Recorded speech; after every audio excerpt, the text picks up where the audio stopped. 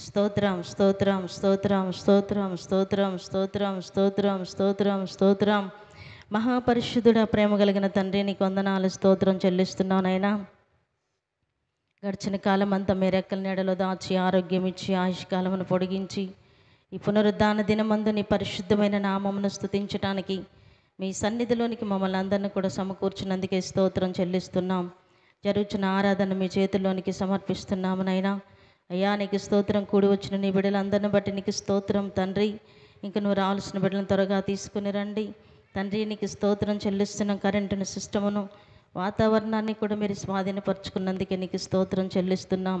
పాటల ద్వారా, వాయిద్యముల ద్వారా మీ నామానికి మహిమ తెచ్చుకునండి. సాక్ష్యముల ద్వారా, కీర్తన భాగము ద్వారా, ఆరాధన ద్వారా మీరే మహిమను పొందమని ప్రార్థిస్తున్నాము తండ్రి. అయ్యా, నీకు స్తోత్రం. మందిరములో అడుగుపెట్టుచున్న ప్రతి బిడ్డని మీ ఆత్మ స్వాధీనములోనికి తీసుకునండి. ఆత్మతో, సత్యముతో నీ ఘనమైన నామమును స్తుతించి ఆరాధించుటకు సహాయం చేయండి. అయ్యా, కూడి వస్తున్న ఒక్కొక్కరికి అవసరమవుతున్న సందేశం మీ దాసుల నోట మీరు ఉంచండి. వాక్యములో నుండి ఒక్కొక్కరితో మీరు మాట్లాడండి.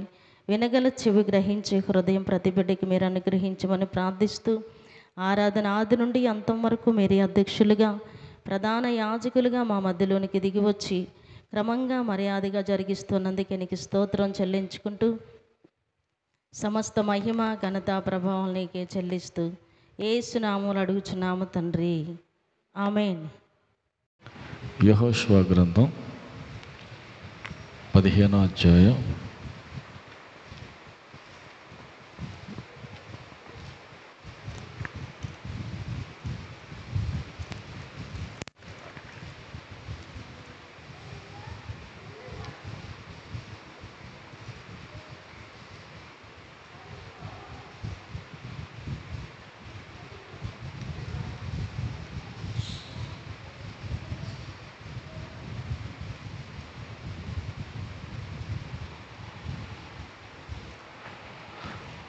15వ అధ్యాయం 18వ వచనం నుంచి చూద్దాం.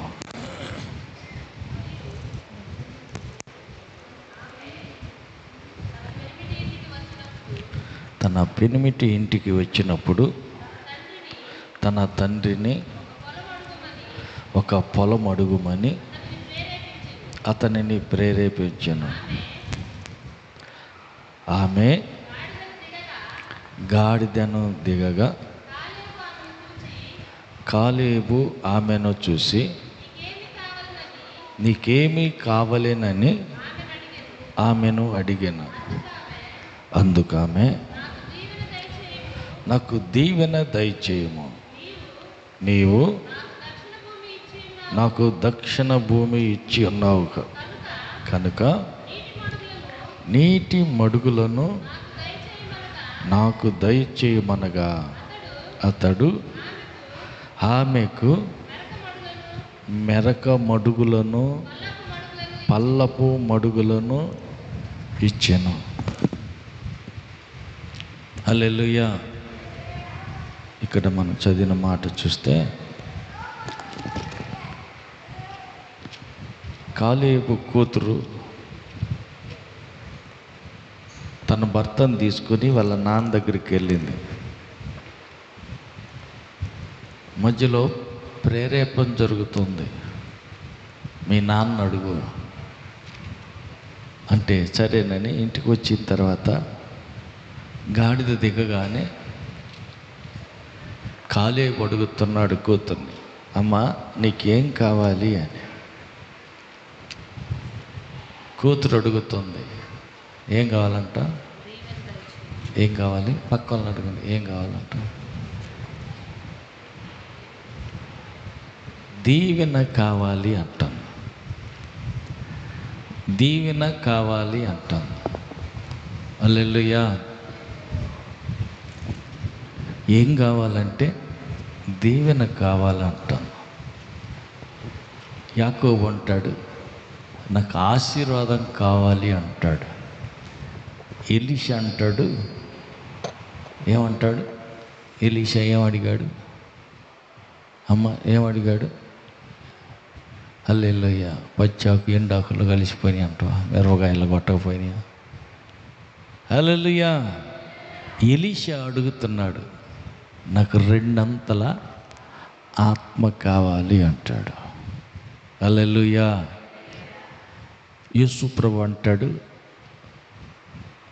తను అడుగు వారికి మరింత నిశ్చయముగా తన పరిశుద్ధాత్మను అనుగ్రహించును. హల్లెలూయా. కాబట్టి ఈమె అడుగుతుంది, నాకు దీవెన కావాలి అంటుంది. ఏం దీవెన? పొలం ఇచ్చావు కదా, పొలం ఇచ్చావు కదా, మడుగులు కావాలి, నీళ్లు కావాలి. హల్లెలూయా. నీళ్లు కావాలి అంటున్నాడు. ఆమె నీళ్ళు అడుగుతుంటే ఆయన అంటున్నాడు, దక్షిణ భూమి ఇచ్చి ఉన్నావు కనుక నీటి మడుగులు నాకు దయచేయమనగా అతడు ఆమెకు మెరక మడుగులను పల్లపు మడుగులను ఇచ్చెను. హల్లెలూయా. మెరక మడుగులు, పల్లపు మడుగులు. ఈ పల్లపు మడుగులు మాత్రమే ఇస్తే పల్లంలో ఉన్న పొలమంతా పండుద్ది. మరి మెరక మడుగులు, మెరకనున్న పొలం తడవాలి అంటే ఆ మెరకను కూడా మడుగులు ఉన్నాయి. ఆ మడుగులు ఇస్తే ఆ మెరక తడుపుకొని కుదురుద్ది. పల్లంలో ఉన్న నీళ్ళు పైకి ఎక్కాలంటే ఇప్పుడు మోటార్లో ఇవన్నీ వచ్చినాయి, అప్పుడు లేవు కదా. మరి పైకి నీళ్ళు ఎట్టాగా వెళ్ళేది? అందుకని మెరక పొలం అంతా తడవటానికి మెరక మడుగులు కావాలి. పల్లంలో ఉన్న పొలాన్ని తడుపుకోను పల్లంలో ఉన్న మడుగులు కూడా కావాలి. ఆమె అడిగింది ఒకటైతే వాళ్ళ నాన్న రెండు ఇచ్చాడు. అవి ఇచ్చాడు, ఇవి ఇచ్చాడు. మడుగులు, నీటి మడుగులు. ఎందుకు? పొలం తడుపుకొని పండించుకోను. నీళ్ళు లేకపోతే పొలం పండదు. పక్కన అడగండి, నీళ్ళు లేకపోతే పొలం పండుతుందా? ఆత్మ లేకపోతే నీ ఆత్మీయ జీవితం ఫలిస్తుందా? పక్కన అడగండి, పరిశుద్ధాత్మ లేకపోతే నీ ఆత్మీయ జీవితం ఏమైనా ఫలిస్తుందా?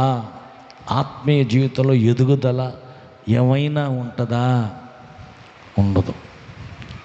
నీళ్ళు లేకుండా సేను ఎట్ట పండదో, పరిశుద్ధాత్మ లేకుండా ఆత్మీయ జీవితం ఎదుగుదల ఉండదు, ఎదుగు బదుగు ఉండదు, అట్టనే ఉంటుంది. ఇన్నేళ్ళు, హల్లెలూయా, ఎన్ని సంవత్సరాల నుంచి ప్రార్థనకు వచ్చినా ఆత్మీయ జీవితంలో ఎదుగుదల ఉండదు.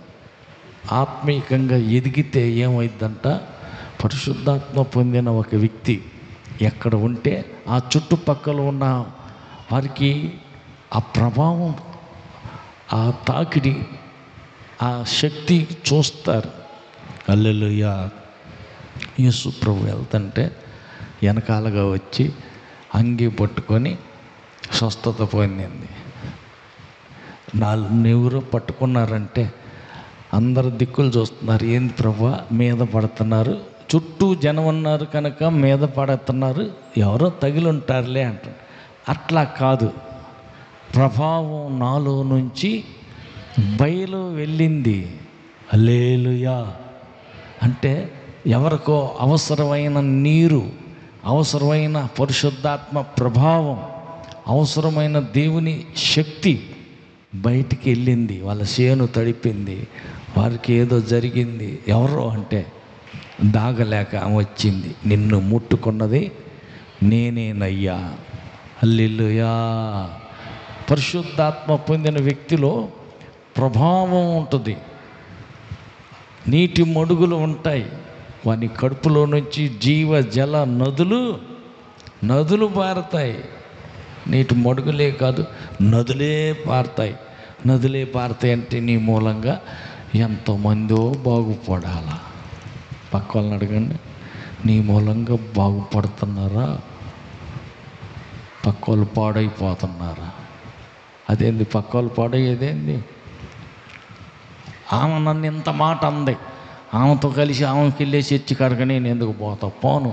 ఆమె ప్రార్థన మానేసింది, పాడైనట్టేగా. సారీ చెప్పి క్షమాపణ అడిగి సమాధానపడి పాదారా అని కలుపుకుని పోతే వస్తారు.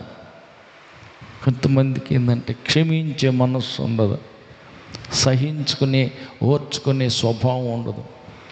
ఈ దెయ్యాలన్నీ బయటికి పోవాలంటే దేవుని పరిశుద్ధాత్మ రావాలి. అప్పుడు ఆత్మ ఎక్కడ ఉంటుందో అక్కడ స్వాతంత్రం ఉంటుంది, బంధకాలు ఉండవు, కట్టుబాట్లు ఉండవు.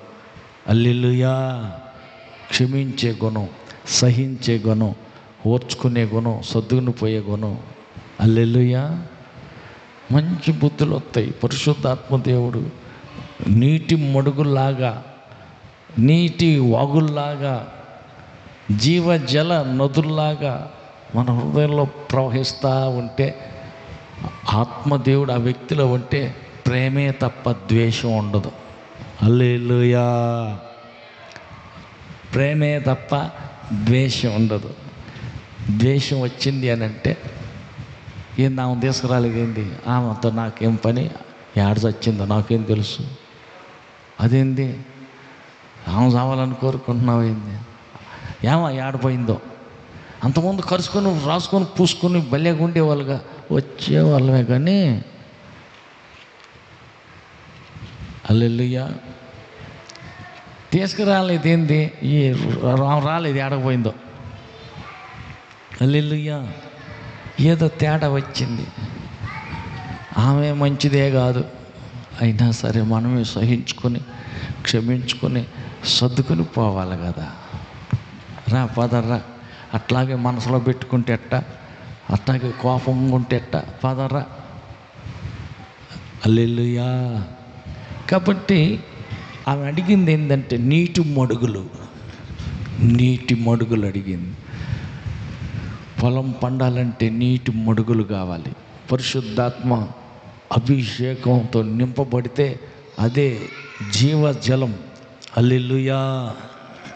కాబట్టి నీలో ఉన్న ప్రేమ పక్క వ్యక్తి దాకా ప్రవహిస్తుంది. ఆయన అంటున్నాడు, నా గిన్నె నిండి పొర్లుతూ ఉన్నది. గిన్నె హృదయం నిండి పొర్లుతూ ఉంది, ప్రేమతో నిండి ఆ పక్కింటి దాకా. నీ ప్రేమ పక్కింటి దాకా పోతే ఆ పక్క వ్యక్తి కూడా ప్రేమించబడి ప్రేమతో కదలబడి ప్రార్థనకు రావటానికి కుదురుద్ది. హల్లెలూయా. హల్లెలూయా. నువ్వు ఎక్కడ వెళ్తున్నావు ప్రార్థనకు, నేను కూడా వస్తా అని ప్రార్థనకు రావటానికి కుదురుతుంది. ఎందుకంటే నీలో ప్రేమ, పరిశుద్ధాత్మ ఉన్నదంటే ప్రేమ గుండె నిండా నింపబడి ఉంది. హల్లెలూయా. దేవుని హృదయంలో ఎంత ప్రేమ ఉందో అంత ప్రేమ గుండెలో కుమ్మరించబడుతుంది. అంత్య దినములందు నా ఆత్మను కుమ్మరిస్తాను. ఆయన ఆత్మలో ఎంత ప్రేమ ఉందో అంత ప్రేమ మన మీద కుమ్మరించబడుతుంది. ఆమేన్. ఆ ప్రేమే కనపడాల. ప్రేమ కనపడితే, ప్రేమ కనపరిస్తే ఏం జరుగుతుంది? ఆ వ్యక్తి పక్క వ్యక్తి కూడా, మీరు ఎక్కడికి వెళ్తారు ప్రార్థనకు, మేము కూడా రద్దాం అనుకుంటున్నాం, వెళ్ళేటప్పుడు చెప్పు అని వాళ్ళు ఇనికిడిపడి వస్తారు. ఎందుకంటే నీలో ప్రేమను చూస్తారు. హల్లెలూయా. నీలో ప్రేమను చూస్తారు. ప్రేమ లేనివాడు వ్యర్థుడు. అన్నీ ఉన్నాయి కానీ ప్రేమ ఒక్కటే లేదు. ఏం సుఖం తగలబెట్టుకోను. హల్లెలూయా. అన్నీ బాగానే ఉన్నాయి, చాలా ఉన్నాయి, అన్నీ ఉన్నాయి, ఏది కొరవ ఏం లేదు. ఏం సుఖం, ప్రేమ లేదు, అంత వ్యర్థమే. హల్లెలూయా. కాల్చుటకు నీ శరీరం అప్పగించినను ప్రేమ లేని వాడిని అయితే ఈ ప్రయోజనం ఏముంది? హల్లెలూయా. ప్రేమ దీర్ఘకాలం సహిస్తుంది. సహనమే లేకపోతే ప్రేమని పరిశుద్ధాత్మ ఎలా ఉంటుంది? సహనమే లేదు. ప్రేమ అంట దీర్ఘకాలం సహిస్తుందంట. హల్లెలూయా. దయ చూపిస్తుందంట. ప్రేమ మచ్చర పడతావు, వాళ్ళు బాగున్నారు వీళ్ళు బాగలేరు, మచ్చర పడతావు. ప్రేమ దీర్ఘకాలం సహిస్తుందంట. హల్లెలూయా. హల్లెలూయా. ప్రేమ దీర్ఘకాలం సహిస్తుంది. సహించాలి కానీ సహనమే లేదు. ప్రేమ ఎవరి నుంచి వచ్చింది? ప్రేమే లేదు, సహనం లేదు. మరి ఎట్లా? ప్రేమ ఉంటే సహనం ఉంటుంది. ప్రేమ అనేక తప్పిదాలను కప్పిపుచ్చుద్దంట. ఆ వ్యక్తి తప్పే చేశా, పొరపాటే చేశా, ఆ వ్యక్తి తప్పే మాట్లాడా,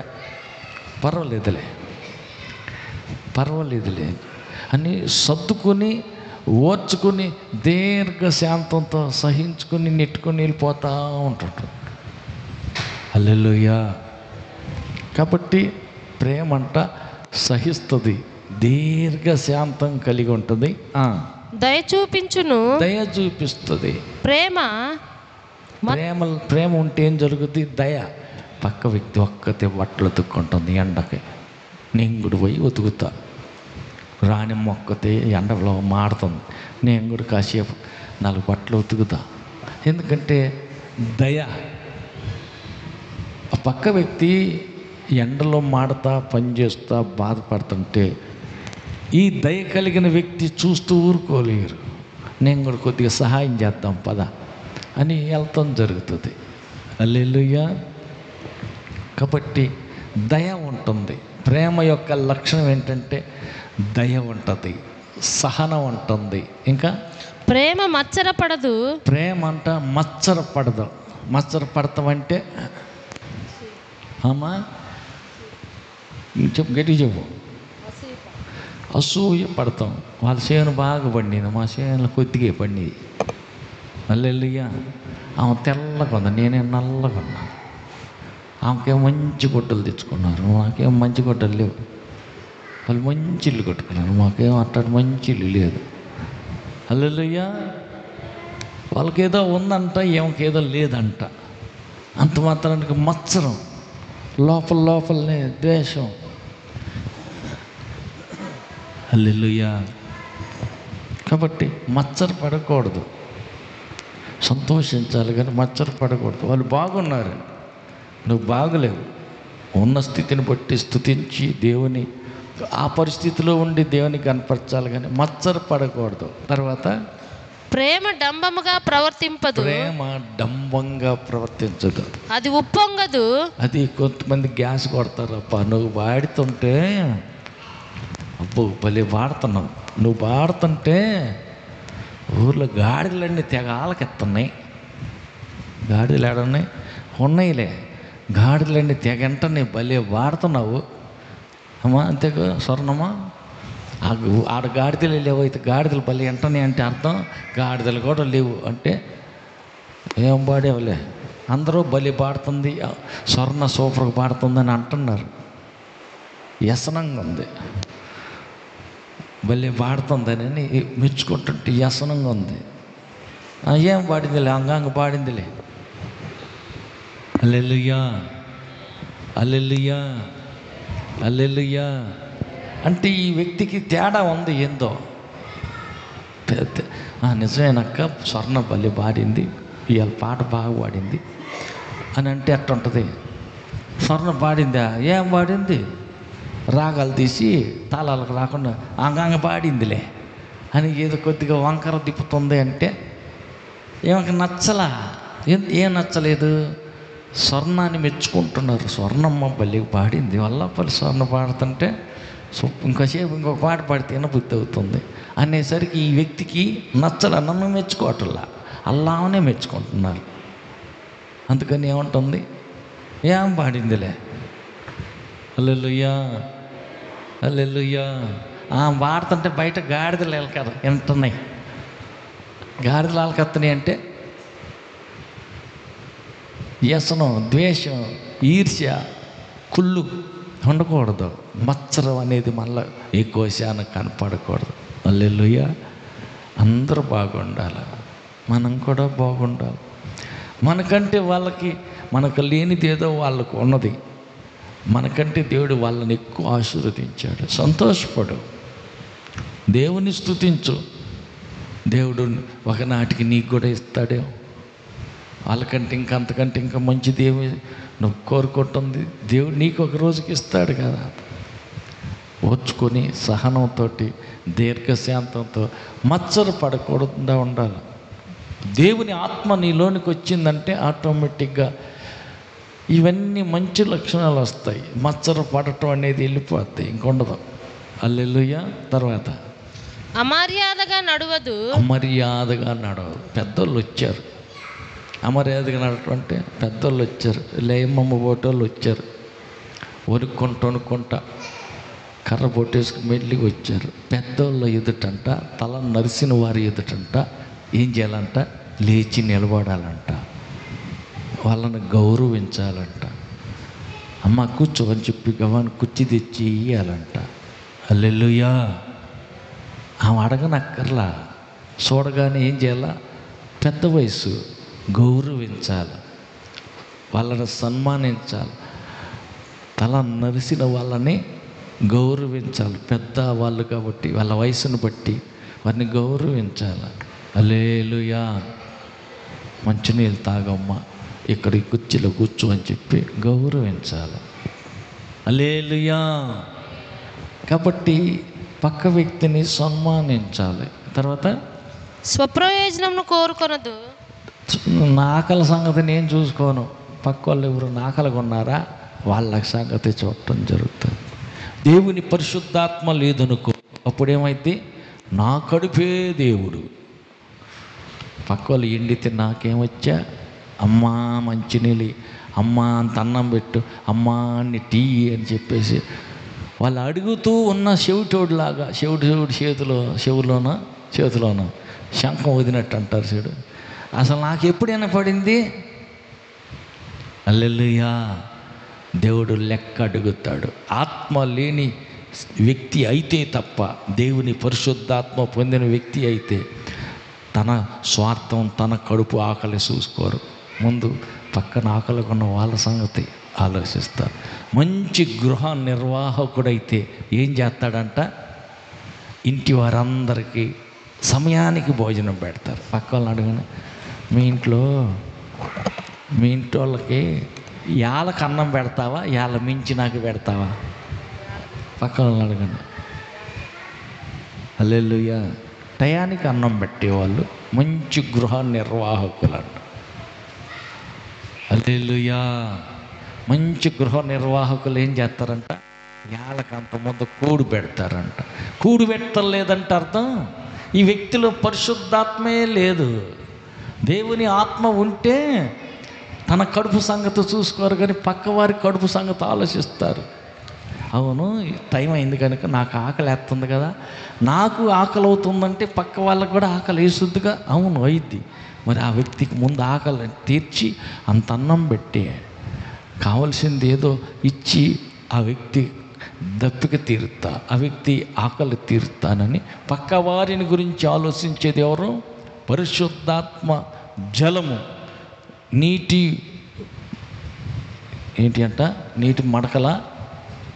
నీటి మడుగులు ఉన్న వ్యక్తి చేసే పని అది. హల్లెలూయా. పరిశుద్ధాత్మ ఉంటే సహనం ఉంటుంది, దీర్ఘశాంతం వస్తుంది. పరిశుద్ధాత్మ ఉంటే తన స్వార్థం కోసం కాక పక్కవారి యొక్క ఆకలి గురించి ఆలోచిస్తుంది. పరిశుద్ధాత్మ లేకపోతే పక్కోడు కాదు, నా పొట్ట నిండా ఫుల్లుగా తిన్నానా లేదా, మిగిలితే వాళ్ళ మొహాన్ని వేస్తా, లేకపోతే వాళ్ళే పోతారు. హల్లెలూయా. హల్లెలూయా. హల్లెలూయా. హల్లెలూయా.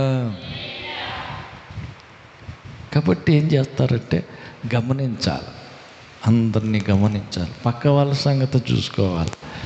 మనదేం తిన్నది, ఏం తాగింది, మనం ఏం కొట్టుకుంది, ఇవి లెక్కలకు రావు. పక్కవారి సంగతి చూడాలి. పక్కవారిని గురించిన ఆలోచన ఎవరు చేస్తారంటే పరిశుద్ధాత్మ పొందిన వారు. ఎందుకంటే వారికి నీటి మడుగులు ఉన్నాయి కనుక, నీళ్ళు ఉన్నాయి కనుక వాళ్ళ సేను పండుద్ది. హల్లెలూయా. వాళ్ళ సేను పండింది అని అంటే అర్థం ఫలం, నీతి ఫలం, ఆత్మ ఫలం వాళ్ళలో కనపడుతుంది, ప్రేమ బయటికి కనిపిస్తుంది. హల్లెలూయా. హల్లెలూయా. హల్లెలూయా. కాబట్టి తన స్వార్థం సంగతి, తన కడుపు సంగతి ఆలోచించకుండా పక్కవారి సంగతి ఆలోచించటం జరుగుతుంది. తర్వాత ప్రేమ త్వరగా కోపపడదు, తొందరగా కోపపడదు, అపకారమును మనసులో ఉంచుకొనదు. చాలు. ప్రేమ ఉంటే ఏమైందంట, తొందర కోపం రాదంట. హల్లెలూయా. కొంతమంది చాలా తొందరగా వచ్చేది కోపం. హల్లెలూయా, హల్లెలూయా. తొందరగా కోపం వచ్చుద్ది. ఎందుకు వచ్చేది కోపం? ఏం లేదు, నేను పని చేస్తాను కదా, వాళ్ళు ఎవరు చేయట్లా. మీరు ఆడపిల్లలు కాదు, మీకు బుద్ధి లేదు, జ్ఞానం లేదు. మీ అమ్మలకి ఎట్ట పుట్టారు మీరు? అమ్మ అదేంది, నేను ఈ ఎండలో నేను పని చేస్తాను, మీరు ఎవరు చేయట్లేదు కదా, మీరు ఎవరు పని చేయట్లా. హల్లెలూయా. బుద్ధి లేదు, జ్ఞానం లేదు అని చెప్పి తొందరగా కోపం వచ్చేస్తుంది. హల్లెలూయా. అంతే కదమ్మా. ఆ తోడు కాళ్ళు అవతల బయట పోయి బట్టలన్నీ ఉతికి ఎండేసి ఆరేసి అన్నీ చేసి వచ్చేసిన సంగతి ఏమో తెలియదుగా. ఏదో గిద్దరు ఉడకబెట్టింది, అటు వచ్చి చూసేళ్ళకి అప్పుడు అట్టొచ్చి కూర్చుంది. నువ్వు పని బాట చేయట్లేదు. మీ అమ్మ మీ నాన్న అసలు ఎట్ట పెంచారు నిన్ను, ఎట్టకన్నారు? బుద్ధి ఉందా, జ్ఞానం ఉందా అని కోపం. ఎందుకంటే తెలియకుండానే కోపపడుతుంది, కోపం వచ్చుద్ది. ప్రేమ అంట తొందరగా కోపపడదంట. హల్లెలూయా, హల్లెలూయా, హల్లెలూయా. అంటే పరిశుద్ధాత్మ పొందితే కానీ ఇవన్నీ సెటర్ ఇట్లా అవుతాయి. ఇన్నట్లు బోల్ట్లు అన్నీ బిగించినట్టు మిషన్ బాగా ఆడుతుంది, కంట్రోల్లో ఉంటుంది. పరిశుద్ధాత్మ లేకపోతే చేను వండదు, ఫలాలు రావు. హల్లెలూయా. పరిశుద్ధాత్మ పొందకపోతే అది ద్రాక్ష చెట్టులాగా ద్రాక్ష కాయలు కాయదు, ఒలీవ చెట్టులాగా ఒలీవ కాయలు కాయదు. అది ఏదో పిచ్చి చెట్టు, పల్లేరు చెట్టు అంటారు చూడు, ముళ్ళ చెట్టు, తుమ్మ చెట్టు, ఆ చెట్టే ఆ కాయలే కాసుద్ది. నీ క్రియలను బట్టి, నీ ప్రవర్తన బట్టి, నీ నోటి మాటలను బట్టి నువ్వు ఏ చెట్టువా నువ్వేం చెప్పనక్కర్లా. నిన్ను గమనిస్తున్న వాళ్ళే చెప్పేస్తారు, ఓహో ఈ వ్యక్తి పలానా చెట్టు అని. అంతే కదా. ద్రాక్ష చెట్టున్న పల్లేరు కాయలు కాస్తుందా? కాయదు, పొరపాటును కాయదు. హల్లెలూయా. ద్రాక్ష చెట్టు అయితే అది ద్రాక్ష కాయలే కాస్తాయి. నువ్వు చెప్పుకోనక్కర్లేదు, నువ్వు సాటింపేసుకునే పనే లేదు. నేను పలానా ద్రాక్ష చెట్టుని అని నువ్వు చెప్పుకోనక్కర్లా. నీలో ఫలం కాయలు కనపడుతుంటే నీ ప్రవర్తన ఫలం చూస్తుంటారు, అందరు గమనిస్తూ ఉంటారు. నువ్వేం కాయలు కాస్తున్నావో చూస్తారు. హల్లెలూయా, హల్లెలూయా. ఈయన నిజంగా నీతిమంతుడు, ఇతనిలో ఏ కపటం లేదు అని యేసు ప్రభు చెబుతున్నాడు. ఎవరి గురించి? అయ్యా నతానియేలు వస్తుంటే యేసయ్య ఆయన కళ్ళి చూసి, ఈయన నిజంగా ఇశ్రాయేలీయుడు, వీళ్ళు ఏ కపటం లేదు. కపటం లేనివాడే ఇశ్రాయేలీయుడు. ఇశ్రాయేలీయుడు అంటే క్రైస్తవుడు. పక్క వాళ్ళు చెప్పండి, ఏ కపటం ఉండదుగా. తిను, ఇది తినరాదు, తిను అంటే ఎన్నడ చచ్చుద్దే, తెగ తింటుంది, బొక్కుతుంది. నాకు వద్దులే నువ్వు దీవును అనొచ్చుగా, మొత్తం తింటుంది, తెగ తింటుంది. తినరాదు, తిను అంటే కపటం అన్నమాట. పై మాటకేమో ఇదిగో తినరాదు, ఇంకా చూడు లపక్కను తీసుకుని తెగ తింటుంది, పిక్కుని తింటుంది. ఎవరు ఏమన్నారు? తీసుకొని చూడు ఎట్లా తింటుందని మళ్ళీ ఎందుకు కొరికేది. హల్లెలూయా. కపటం అంటే పై మాటకి ఏదో ఉదాహరణకి పిలవాలి కాబట్టి పిలిచాం, అనాలి కాబట్టి అన్నాం అని అంటారు కొత్త. లేదు, కొన్ని చోట్ల లోకం పరిస్థితి బాగలేదు, వారిలో కపటం. ఒకసారి ఒక ఆమె నన్ను రమ్మంది, అయ్యా మా ఊరు వచ్చినప్పుడు మా ఇంటికి గట్టిగా రా అంది. అప్పుడు అమ్మకు బాగల. ఆమె నాతో పాటు సీతారాత్రమ్మ గారి దగ్గరికి వచ్చింది. కష్టకాలంలో వచ్చింది. దాదాపు 18-19 ఏళ్ళు ఉంటాయి. మంచి వయసులో ఉన్నప్పుడు చినిగిన గుడ్డలు వేసుకొని బారు జాకెట్ బారు లంగ వేసుకొని సీతారత్నం దగ్గరకు వచ్చింది. ఇదేం పిల్ల గుడ్డలన్నీ చినిగిని అవతారం ఎట్టుంది ఏంది అంటే, మా నాన్న చచ్చిపోయాడు, మా అమ్మ ఉంది, మా అమ్మ ఇంట్లో నుంచి పో అని తిట్టింది. అందుకని చర్చి కాడన్న పోయి ఉంటానని నేరుగా ఇక్కడికి వచ్చాను. సరేలే అని చెప్పి గుడ్డలు కొని పెట్టి తిండి పెట్టి ఇల్లు అంతా ఊడుతూ ఉండు, ఆ పని చేయమంటే చేస్తూ ఉంది. ఒక ఆయన వచ్చాడు, 10వ తరగతి అప్పుడు పాస్ అయింది. ఒక సోషల్ వెల్ఫేర్ ఆఫీసర్ వచ్చారు సీతారత్నమ్మ గారితో ప్రార్థన చేయించుకోవడానికి. చూశాడు, అమ్మగారు ఈ పిల్ల ఎవరు అంటే, ఆనాది అనుకోవటమేనండి, నాన్న చచ్చిపోయాడు, వాళ్ళ అమ్మ ఉంటే చెప్పిన మాట వినలేదనో, మరి బడికి వెళ్ళమంటే వెళ్ళలేదో ఎందుకునో, ఇంట్లోంచి పో అంది, అందుకని ఏడుతావు. ఎక్కడికి వస్తే 4 జాతల బట్టలు కొని పెట్టాను, ముద్ద అన్నం పెడుతున్నా, మందిరం అది ఉడుతూ ఉంటుంది. సరేలే, అట్టయితే అమ్మ ఈ మిషన్ కొడతవచ్చా? రాదండి. సరే అమ్మగారు ఈ పిల్లని కుట్టు మిషన్ నేర్చుకోవటానికి పంపించండి అని చెప్పి కుట్టు మిషన్ నేర్చుకోవటానికి పంపించడానికి డబ్బులు ఇచ్చాడు. ఆ పటమటలోనే కుట్టు మిషన్ నేర్పిస్తే 4-5 నెలలు మిషన్ నేర్చుకుంది. తర్వాత తను చెప్పిన పని ఏంటంటే, ఈ కోనేరు రంగారావు గారని ఆ సోషల్ వెల్ఫేర్ ఆఫీసరు మళ్ళీ ఈసారి వచ్చినప్పుడు బందరు తీసుకెళ్ళిపోయి ఈ అమ్మాయిని చక్కగా గవర్నమెంట్ హాస్టల్ అన్నిటికీ డ్రాయర్లు, సొక్కాలు, ఆడపిల్లలకైతే గౌన్లు అవన్నీ కుట్టేయటానికి ఆమెను పెద్ద మేనేజర్ని చేశాడు.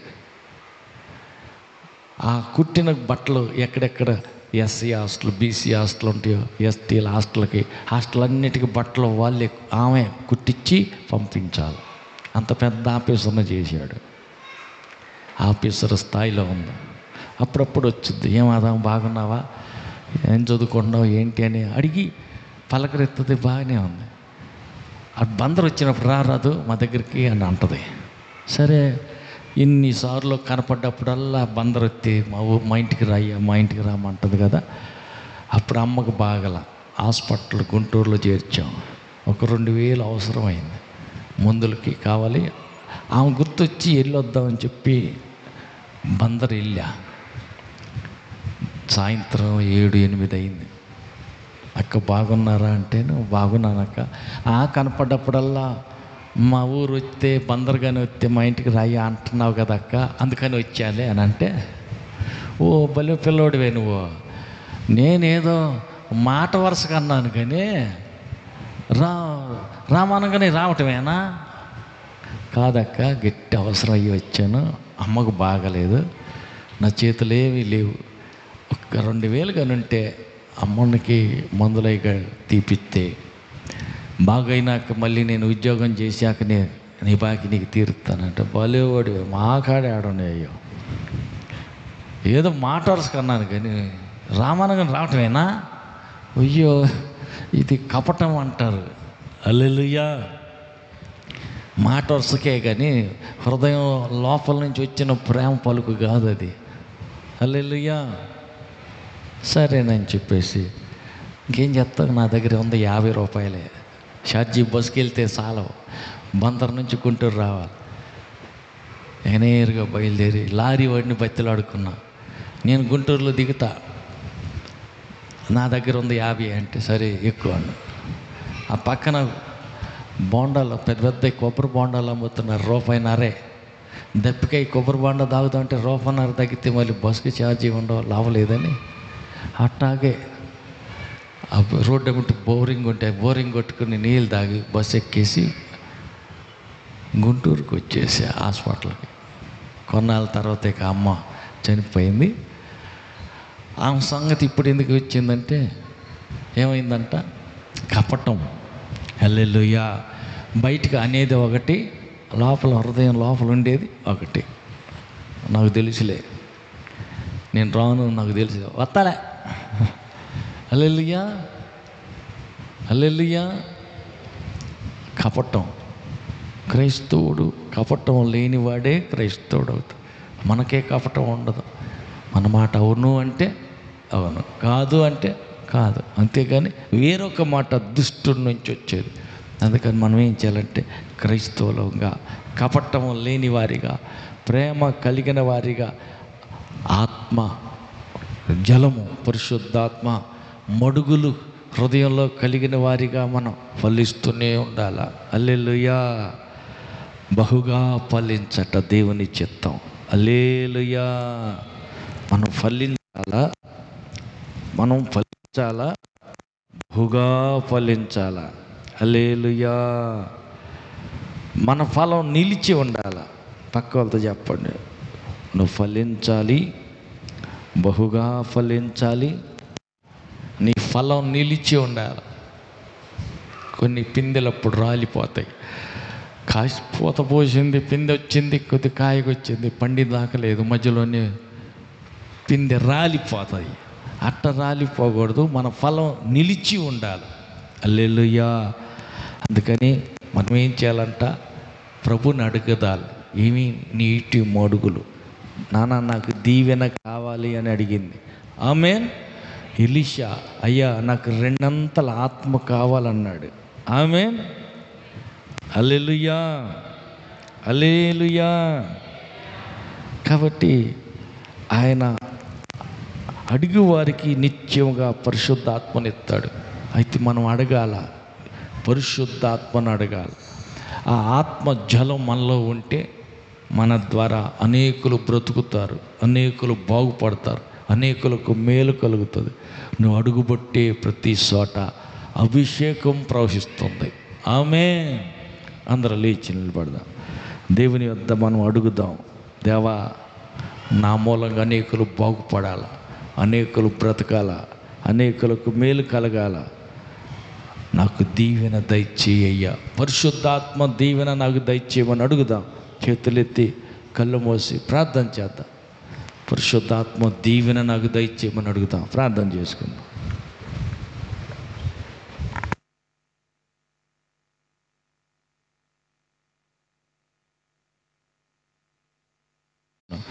ఇంతవరకు వారు ప్రార్థనలో పెట్టిన ప్రతి అంశానికి సమాధానం ఇచ్చారని, ఆశీర్వదించారని, బలపరిచినందుకై, దీవించినందుకై స్తుతిస్తూ ఈ సాయంకాల కోటని రేపు పగలు రాత్రి ఎల్లుండి జరిగే ఈ శుద్ధీకరణ కోటికలన్నింటిలో బిడ్డల ఒక్కొక్కరిని పరిపూర్ణంగా పరిశుద్ధపరిచి పరిశుద్ధాత్మ చేత అభిషేకించి దేవా ఫలించే వారిగాను, వారి ఆత్మీయ జీవితంలో వారి ఫలాలు నిలిచి ఉండిన వారిగాను ఆశీర్వదించి అనేకులకు మేలుకు కారణంగా, అనేకులకు బ్రతకటానికి వీరు సజీవ సాక్షులుగా నిలబడి నీ నామాన్ని మహింపరిచేవారిగా దీవించమని, ఘనత మహిమ మీరు పొందమని యేసు నామములో వేడుకుంటున్నాము తండ్రి.